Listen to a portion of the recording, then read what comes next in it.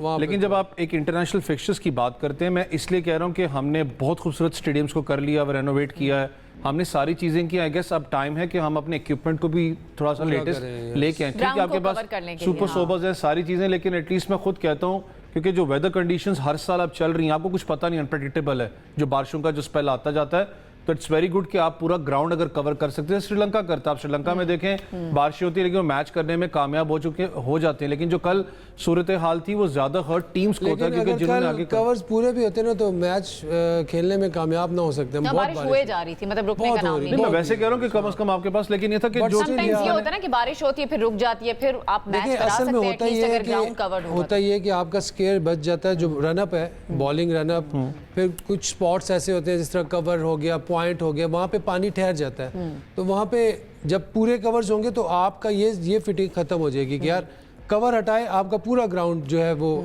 At least dry होगा। तो मेरे ख्याल से this is a need of an hour भी पाकिस्तान क्रिकेट बोर्ड के लिए। बिल्कुल सही है। और दुनिया क्रिकेट में क्या टेक्निक्स या क्या इक्विपमेंट इस्तेमाल होता है ग्राउंड को ड्राई करने के लिए, ताकि जल्दी उस पर दोबारा से मैच करवाया जा सके, क्योंकि कल जितना गीला ग्राउंड हो चुका था, जितना पानी भर चुका था, वो तो इम्पॉसिबल ही था। देखिए अब तो दुनिया, आपको पता है जो क्रिकेट ग्राउंड्स की बात करें बहुत ज़्यादा एडवांस चले गए हैं। मुझे पता है कि एक्सपेंसिव सेटअप होता है, क्योंकि अब तो क्लोज ऊपर अपना वो सेटअप आ चुका हुआ है कि आप अपना इंडोर भी कर सकते हो।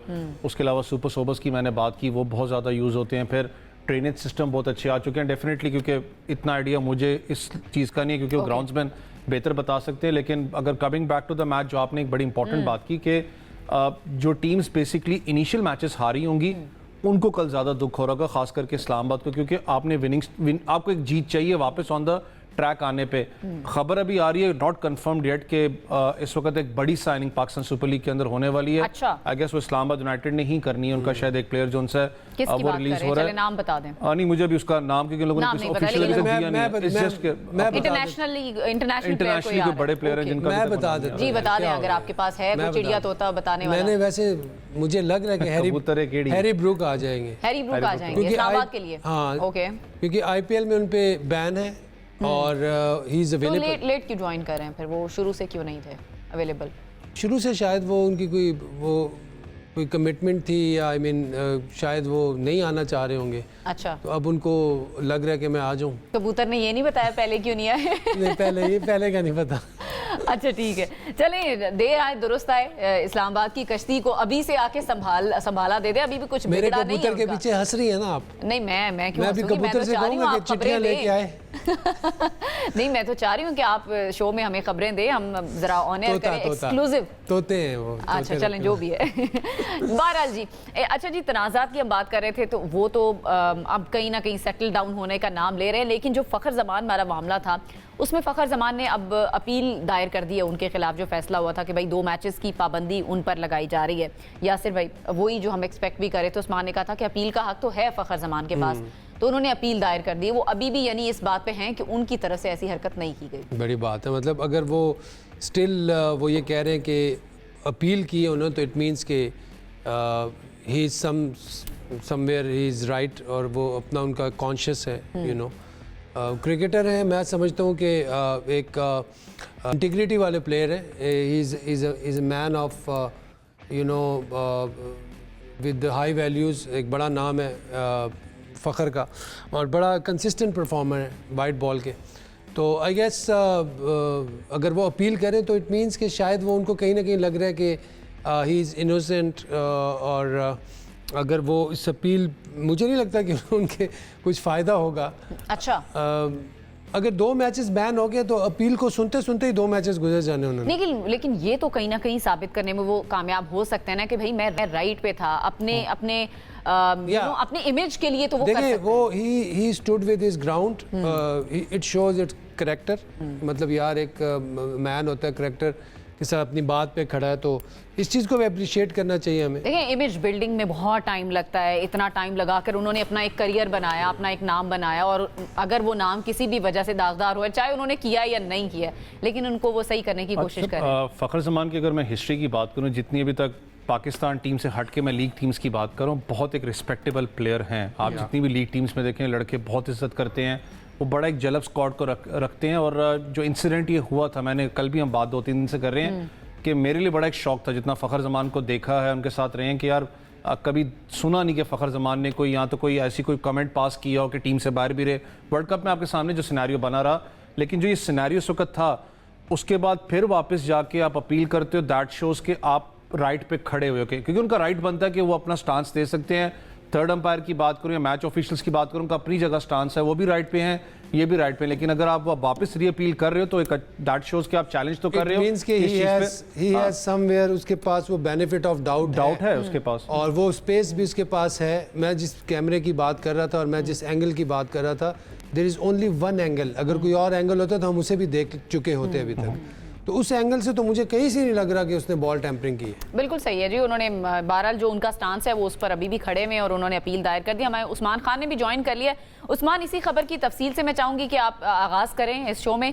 फ़खर जमान वाला मामला जो है, उन्होंने अब अपने जो उनके खिलाफ फैसला हुआ था 2 मैचेस की पाबंदी का, एक तो उन्होंने अपील दायर की और दूसरा ये बताएं कि कोई फ़ायदा होगा इस अपील से?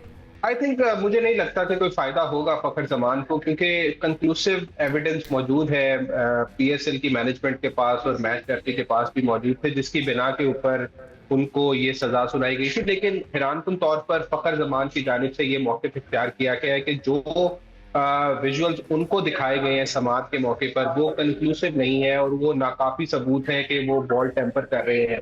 उनका अभी भी यही मौक़िफ़ है कि उन्होंने बॉल टेम्परिंग नहीं की और उन्होंने बॉल की हालत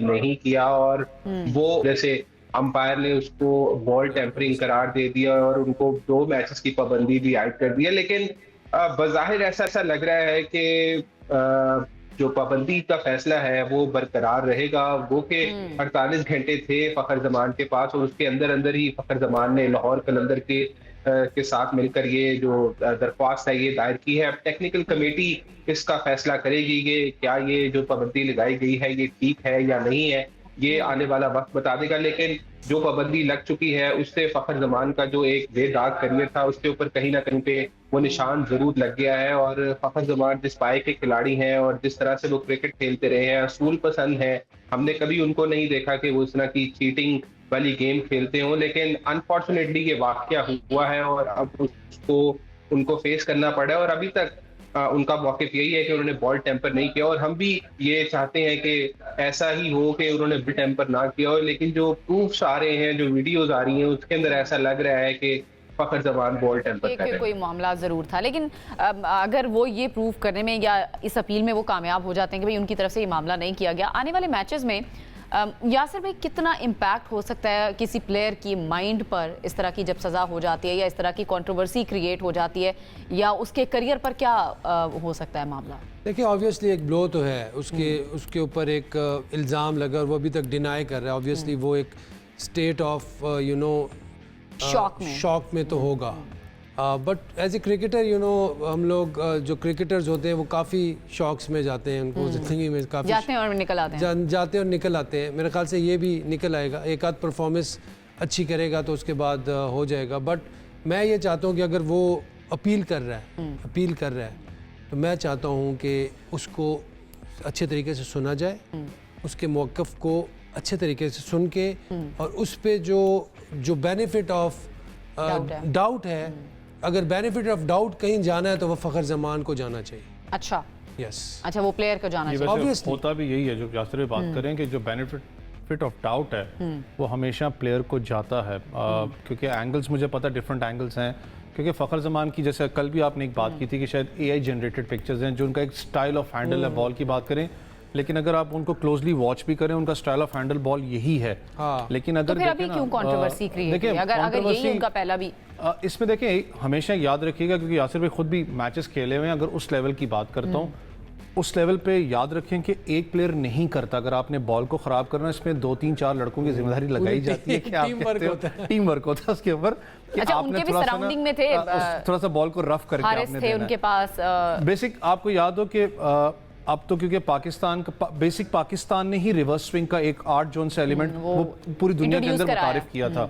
उसको एक बॉल आपको पता है, एक साइड हम बहुत ज्यादा रफ करते थे, एक साइड आपकी शाइनिंग होती थी, पेस पैटरी जो बॉलर्स होते थे वो रिवर्स स्विंग करते थे। तब तक इसके अंदर कोई हर्ज नहीं होता था। एज क्रिकेट पास्ट ऑन हो गई, आपके पास न्यू टेक्नोलॉजी and आ regulation गई, ज़्यादा आ बहुत गए। सी रूल्स एंड रेगुलेशन इस चीज में निकला है, तो एक बंदा नहीं करता, वो 4-5 की ड्यूटी लगती है कि किस अच्छा। तरीके से करना है। एक चीज़ यहाँ लेकिन पे फॉर मी ये नहीं मैं कह रहा कि फखर जमान इसमें है, लेकिन जो वो कर रहा है, सॉरी यासिर भाई बात आप किसी कह का रहे हैं नहीं कि एक नहीं लपेटे में आए तो भी 3-4 और भी आ जाए। बेहतर नहीं है मैं कहता हूँ कि बस ये आप कह रहे हैं 3-4 के और के खिलाफ मैं इंक्वायरी यासिर भाई को खुल जाए। सेकंड करूंगा कि अगर